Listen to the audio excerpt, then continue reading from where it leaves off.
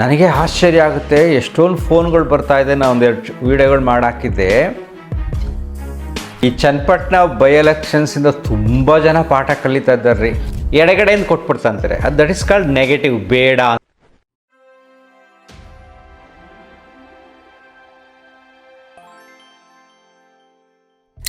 ನಮಸ್ಕಾರ ಸ್ನೇಹಿತರೆ.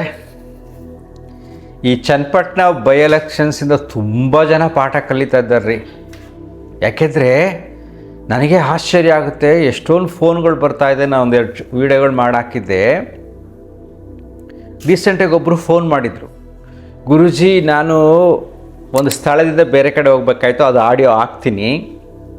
ಅವ್ರು ಹೇಳ್ತಾರೆ, ದೇವ್ರ ಹತ್ರ ಹೂ ಕೇಳೋಕ್ಕೆ ಹೋದಾಗ 3 ಸಾರಿ ಎಡಗಡೆಯಿಂದ ಕೊಟ್ಬಿಡ್ತಂತಾರೆ, ಅದು ದಟ್ ಇಸ್ ಕಾಲ್ಡ್ ನೆಗೆಟಿವ್, ಬೇಡ ಅಂತ. 3 ಸಾರಿ ಹೂ ಎಡಗಡೆಯಿಂದ ಬಿದ್ದಾಗ ಇವರು ತುಂಬ ಶಾಕ್ ಆಗಿ ಮನೆಗೆ ಬಂದು ಯೋಚನೆ ಮಾಡಿ ಮಾಡಿ ಮಾಡಿ ಒಂದು ನಿರ್ಧಾರಕ್ಕೆ ಬರದೆ ಅವರು ಡಿಪ್ರೆಷನ್ಗೆ ಹೋಗ್ಬಿಟ್ಟಿದ್ದಾರೆ. ತುಂಬ ಟೆನ್ಷನ್ ಇದ್ರಂತೆ. ಆಗ ನನ್ನ ವಿಡಿಯೋ ನೋಡಿ ಅವ್ರಿಗೆ ಕ್ಲಿಯರ್ ಆಗಿಬಿಟ್ಟು ಇಮ್ಮಿಡಿಯೇಟಾಗಿ ನನಗೆ ಫೋನ್ ಮಾಡಿದರು, ಗುರೂಜಿ ನನಗೆ ಈಗ ಮನಸ್ಸು ತುಂಬ ಸಮಾಧಾನ ಆಯಿತು, ನಾನು ತುಂಬ ಟೆನ್ಷನಲ್ಲಿದ್ದೆ ಅಂತ. ಅದು ಆಡೇನಾಗ್ತೀನಿ ಕೇಳಿ. ಸರ್, ಇವಾಗಿನ ವಿಡಿಯೋ ನೋಡಿದೆ ನಿಮ್ದು. ಹಾಂ ಸರ್, ಅದು ನಾನು ಇವತ್ತು ಅದೇ ಡೌಟ್ ಅಲ್ಲೇ ಇದ್ದೆ ಒಂದು 3-4 ಡೇಸ್ ಇಂದ. ಅಂದ್ರೆ ದೇವ್ರದ್ದು ಬಲ್ಗಡೆ ಬೀಳೋದು ಎಡ್ಗಡೆ ಬೀಳೋದು, ಅದು ನನ್ಗೂ ಕನ್ಫ್ಯೂಷನ್ ಆಗಿ ಏನ್ ಮಾಡ್ಬೇಕು ಅಂತ ನನ್ನ ಜೀವನದಲ್ಲಿ ಒಂದು ಡಿಸಿಷನ್ ತಗೊಬೇಕಿತ್ತು. ಬಟ್ ನಮ್ಮ ಮನೇಲಿ ಒತ್ತಾಯದ ಮೇಲೆ ದೇವ್ರ ಹತ್ರ ಕೇಳ್ದೆ. ಅದ್ 3 ಟೈಮ್ ಕೇಳ್ದಾಗ್ಲೂ ಎಡ್ಗಡೆನೆ ಕೊಡ್ತಾ ಬಂತು. ನಾನ್ ಏನ್ ಡಿಸಿಷನ್ ಅಂತಂದ್ರೆ, ನಾವು ಇದೀವಿ ಮನೆಯವರು ಇಲ್ಲೇ ವರ್ಕ್ ಮಾಡ್ತಾ ಇದಾರೆ, ನಾವು ಊರಿಗೆ ಹೋಗ್ಬೇಕು, ನಮ್ಮ ಪ್ರಾಪರ್ ಇರೋದಲ್ಲಿ ಅಲ್ಲಿ ಮನೆ ಅಲ್ಲಿಗೆ ಹೋಗ್ಬೇಕು ಅಂತ ದೇವ್ರಿಗೆ ಹತ್ರ ಕೇಳ್ತಾನೆ ಇದೀನಿ. ದೇವ್ರ ಏನ್ ಕೊಡ್ತಾ ಇದೆ, ಎಡ್ಗಡೆನೆ ಕೊಡ್ತಾ ಇದೆ. ಮೊದ್ಲು ನಾನು ಇದನ್ನೆಲ್ಲ ನಂಬ್ತಾ ಇರ್ಲಿಲ್ಲ. ಬಟ್ ಏನು ಅಂದ್ರೆ ನಮ್ಮ ಅಮ್ಮವರು ಈ ತರ ಎಲ್ಲ ಹೇಳಿ ಹೇಳಿ ಸ್ವಲ್ಪ ನಾನು ಈ ಮದ್ವೆ ಆದ್ಮೇಲೆ ನನ್ಗೆ ಆತರ ನಂಬೋ ತರ ಮಾಡ್ಬಿಟ್ಟಾರೆ ಎಲ್ಲ. ನನಗೆ ಕನ್ಫ್ಯೂಷನ್ಸ್, ಹೋಗ್ಬೇಕು ಅಂತ ಮನ್ಸಿಗೆ ತುಂಬಾ ಆಸೆ ಆಗ್ತಾ ಇದೆ. ನಮ್ ಸೈಡು ನಂಗೆ ಸ್ವಲ್ಪ ಮೆಂಟಲಿ ವೀಕ್ ಆಗ್ತಾ ಇದೀನಿ. ಇಲ್ಲಿ ನೇಚರ್ ನಂಗೆ ಇಷ್ಟ ಆಗ್ತಾ ಇಲ್ಲ. ಪ್ರಾಪರ್ ಹೋದ್ರೆ ನಾವು ಸ್ವಲ್ಪ ಫ್ರೀ ಆಗಿರ್ತೀವಿ, ನಮ್ಗೆಲ್ಲ ರಿಲೇಟಿವ್ಸ್ ಎಲ್ಲ ಇರ್ತಾರೆ, ಆರಾಮಾಗಿ ಇರ್ತೀನಿ ಅನ್ನೋ ಮೈಂಡ್ ಸೆಟ್ ನಂದು. ಅಮ್ಮನೂ ಇರ್ತಾರೆ ಅಂತ ಎಲ್ಲ.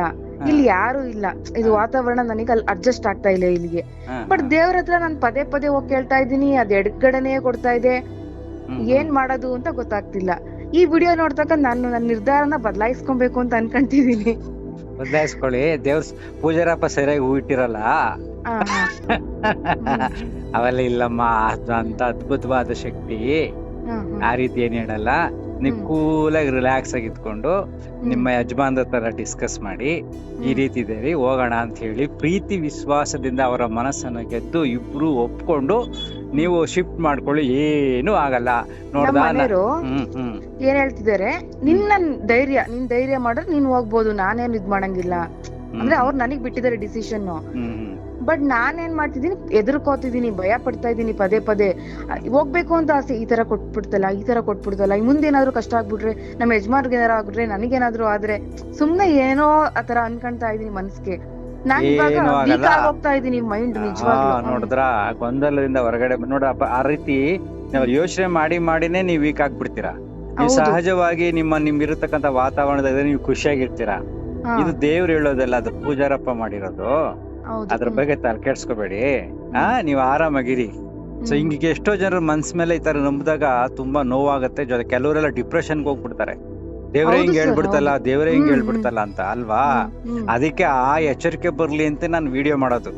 ಹೌದು ಸರ್, ನಮ್ಮ ಅಪ್ಪಾಜಿ ಅವ್ರ ಟೀಚರ್ ಸೇಮ್ ನಿಮ್ ತರ ನನ್ಗೆ ಚಿಕ್ಕ ಹುಡ್ಗಿಂದಲೇ ಹೇಳ್ಕೊಂಡ್ ಬಂದ್ರು. ನಾನು ಅದೇ ತರನೇ ಇಟ್ಕೊಂಡ್ ಬಂದೆ.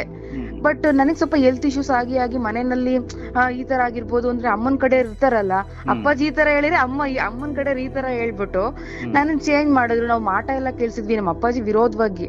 ಬಟ್ ಅದ್ ಕೀಳ್ಸದ್ಮೇಲೆ ನನ್ಗೇನು ಆರೋಗ್ಯ ಸರಿ ಆಗ್ಲಿಲ್ಲ.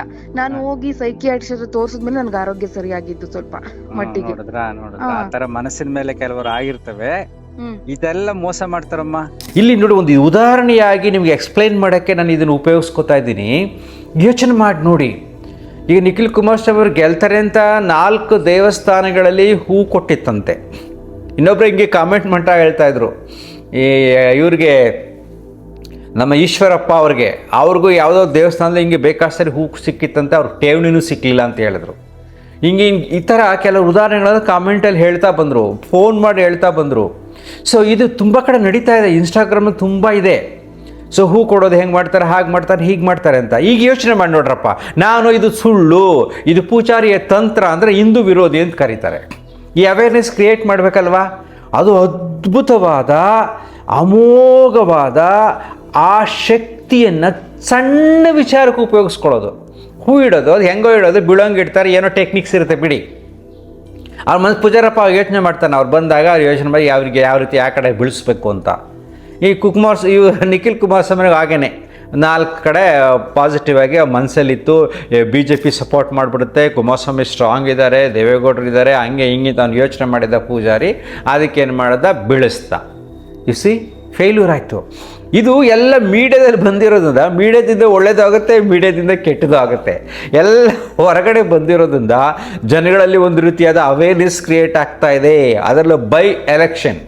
ಬಿಕಾಸ್ ಕುಮಾರಸ್ವಾಮಿ ಅವ್ರ ಫ್ಯಾಮಿಲಿ, ದೇವೇಗೌಡರ ಫ್ಯಾಮಿಲಿ ಮಹಾನ್ ದೈವ ಭಕ್ತರು ಮತ್ತು ತುಂಬ ಹೋಮ ಹವನಗಳನ್ನು ಮಾಡಿಸ್ತಕ್ಕಂಥವ್ರು, ದೊಡ್ಡ ದೊಡ್ಡ ಜ್ಯೋತಿಷಿಗಳ ಲಿಂಕ್ ಇರೋರು, ದೊಡ್ಡ ದೊಡ್ಡ ದೇವರುಗಳನ್ನು ಆರಾಧಿಸುವವರು, ಯಾವಾಗಲೂ ಅವರು ದೇವ್ರ ಬಗ್ಗೆ ತುಂಬ ನಂಬ್ತಾರೆ. ಇನ್ನು ರೇವಣ್ಣನ ಕಥೆ ಗೊತ್ತಲ್ಲ ನಿಮಗೆ, ಯಾವಾಗಲೂ ನಿಂಬೆಹಣ್ಣು ಹಿಡ್ಕೊಂಡು ಓಡಾಡ್ತಿದ್ರು. ಅವ್ರ ಪಾಪ ಏನೇನೋ ಆಗಿದೆ ಬಿಡಿ, ಕೆಟ್ಟದ ಬಗ್ಗೆ ಮಾತಾಡೋದು ಬೇಡ. ಸೊ ಹೀಗಿದ್ದಾಗ ಅವರ ಭವಿಷ್ಯವೆಲ್ಲವೂ ಕೂಡ ಸುಳ್ಳಾಯಿತು ನೋಡಿ. ಇದಕ್ಕೆ ನಾನು ಹೇಳೋದು ನಿಮಗೆ, ಈ ದೇವಸ್ಥಾನಗಳಲ್ಲಿ ಹೂ ಇಡೋದನ್ನು ನಂಬಬೇಡಿ. ಈ ವಿಡಿಯೋ ನೋಡೋರು ನೆನ್ಪಿಟ್ಕೊಳ್ಳಿ. ಎಲ್ಲರೂ ಎಲ್ಲ ವಿಡಿಯೋ ನೋಡಿರಲ್ಲ, ಪುನಃ ರಿಪೀಟ್ ಮಾಡ್ತೀನಿ. ಯಾವ ದೇವಸ್ಥಾನದಲ್ಲಿ ಹೂ ಇಟ್ಟು ನಿಮ್ಗೆ ಜ್ಯೋತಿಷ್ಯ ಹೇಳ್ತಾರೋ ದಯವಿಟ್ಟು ನಂಬಬೇಡಿ, ಅದು ಪೂಜಾರಿಯ ತಂತ್ರ. ಯಾವ ದೇವಸ್ಥಾನದಲ್ಲಿ ಮೈ ಮೇಲೆ ದೇವರು ಬಂದು ಭವಿಷ್ಯ ಹೇಳುತ್ತೋ, ನಿನಗಾಗೆ ಹೀಗೆ ಅಂತ ಹೇಳುತ್ತೋ ಆ ದೇವರನ್ನು ನಂಬಬೇಡಿ, ಅದು ಕೂಡ ಮಹಾ ಮೋಸ. ಮತ್ತು ಯಾವ ದೈವವಾಣಿಲಿ ಕಿವಿಲಿ ಹೇಳುತ್ತೆ, ಹಂಗೆ ಹೇಳುತ್ತೆ, ನನಗೆ ಗೊತ್ತಾಗತ್ತೆ, ತ್ರಿಶೂಲ ಇಟ್ಕೊಂಡ್ರೆ ನಾನು ಮುಂದ್ಗಡೆ ಬಂದು ದೇವರು ಮಾತಾಡ್ತಾರೆ ಅಂತ ಹೇಳ್ತಾರಲ್ಲ, ಅವೆಲ್ಲ ಸುಳ್ಳುಗಳು. ಅದನ್ನು ನಂಬಬೇಡಿ. ಮಾಟ ಮಂತ್ರ ತಂತ್ರಗಳು ಸುಳ್ಳು, ಅದನ್ನು ನಂಬಬೇಡಿ. ಮತ್ತು ಜೊತೆಗೆ ಯಾರಾದ್ರೂ ಮುಖ್ಯವಾಗಿ ನೆನಪಿಟ್ಕೊಳ್ಳಿ, ಯಾವುದೇ ದೇವಸ್ಥಾನದಲ್ಲಿ ಹಿಂಗೆ ಬರ್ಸ್ತಾರೆ ಇವಾಗ ಅಂದರೆ ವಾಹನದ ಮೇಲೆ, ಯಂತ್ರಗಳ ಮೇಲೆ ದೈವೀ ಶಕ್ತಿ ಆವಾಹನೆಯಾಗಿ ನಿಮಗೆ ಜ್ಯೋತಿಷ್ಯವನ್ನು ಹೇಳುತ್ತೋ ಅದನ್ನು ನಂಬಬೇಡಿ. ಮತ್ತು ಯಾವ ದೇವಸ್ಥಾನದ ಬರೀ ಪೂಜೆ ಮಾಡ್ತಾರೋ, ಶಾಂತವಾಗಿ ನಿನ್ನ ನಂಬಿಕೆ ನಿನ್ನ ಪ್ರಾರ್ಥನೆ ಮುಖ್ಯ ಅಂತಾರೋ ಅದೇ ನಿಜವಾದ ದೇವಸ್ಥಾನ. ಯಾಕಂದರೆ ಪ್ರತಿಯೊಬ್ಬರ ಮನಸ್ಸುಗಳು ಒಂದು ಯಾವುದೋ ಅಗೋಚರವಾದ ಶಕ್ತಿಯನ್ನು ನಂಬಿದೆ.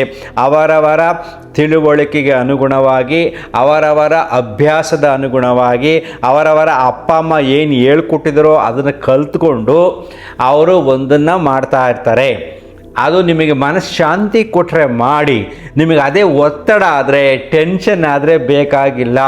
ಯಾಕಂದರೆ ನೀವು ನಂಬಿರತಕ್ಕಂಥ ದೇವರು ನಿಮ್ಮ ಮನಸ್ಸಿನ ವಿಚಾರಕ್ಕೆ ತಕ್ಕಂತೆ ಕುಣಿಯುವ ಒಂದು ವ್ಯಕ್ತಿತ್ವ ಅಲ್ಲ. ಅರ್ಥ ಆಯ್ತಾ? ಇಷ್ಟು ಕೊಟ್ರೇ ದೇವ್ರು ನನ್ನ ಕೆಲಸ ಮಾಡಿಕೊಡೋದು. ಮನುಷ್ಯನ ಬುದ್ಧಿಗೆ ತಕ್ಕಂತೆ ನೀವು ಭಗವಂತನನ್ನು ಅಳೆಯೋಕ್ಕೆ ಹೋಗಬೇಡಿ. ತುಂಬ ಜನಕ್ಕೆ ಈ ಭೂಮಿ ಮೇಲೆ ದೇವರ ಬಗ್ಗೆ ಸತ್ಯ ಗೊತ್ತಿಲ್ಲ.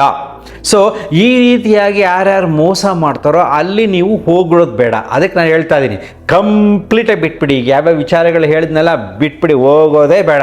ಸುಮ್ಮನೆ ಕುಳಿತುಕೊಂಡು ನಿಮ್ಮ ಮನೆಯಲ್ಲಿ ದೇವರು ಇರುತ್ತೆ, ಅದೊಂದು ಫೋಟೋ ಇರುತ್ತೆ, ಪೂಜೆ ಮಾಡಿ ಪ್ರಾರ್ಥನೆ ಮಾಡಿ. ಅದು ಕೂಡ ಅದ್ಭುತವಾದ ಶ್ರೇಷ್ಠವಾದ ಭಕ್ತಿ ಮತ್ತು ಪ್ರಾರ್ಥನೆ.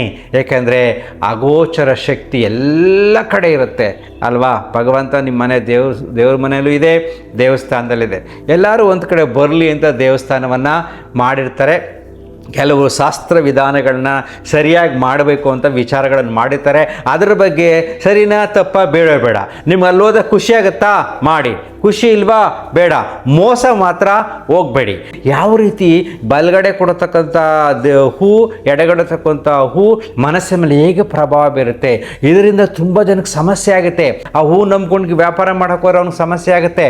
ಮತ್ತು ಬೇರೆ ಬೇರೆ ಸಂಬಂಧಗಳ ಬಗ್ಗೆ ಏನು ಮಾಡಲಿ, ಹೇಗೆ ಮಾಡಲಿ ಅಂತ ಶಾಸ್ತ್ರ ಕೇಳೋಕೆ ಹೋದ್ರೆ ಸಮಸ್ಯೆ ಆಗುತ್ತೆ. ಎಲ್ಲ ಸ್ತರಗಳಲ್ಲೂ ಈ ರೀತಿಯಾದ ನಂಬಿಕೆಗಳು ನಿಮ್ಮ ಮನಃಶಾಂತಿಯನ್ನು ಹಾಳು ಮಾಡ್ತವೆ. ಅದಕ್ಕೋಸ್ಕರ ನಾನು ವಿಡಿಯೋ ಮಾಡಿರೋದು. ಅರ್ಥ ಆಗ್ತಿದ್ಯಾ? ಅದನ್ನು ನಂಬಕ್ಕೆ ಹೋಗ್ಬೇಡಿ, ನೆನಪಿಟ್ಕೊಳ್ಳಿ. Very very simple. ಮನಸ್ಸನ್ನು ಖಾಲಿ ಮಾಡಿ, ಅಂತರ್ಮುಖಿ ಸದಾ ಸುಖಿ. Thank you.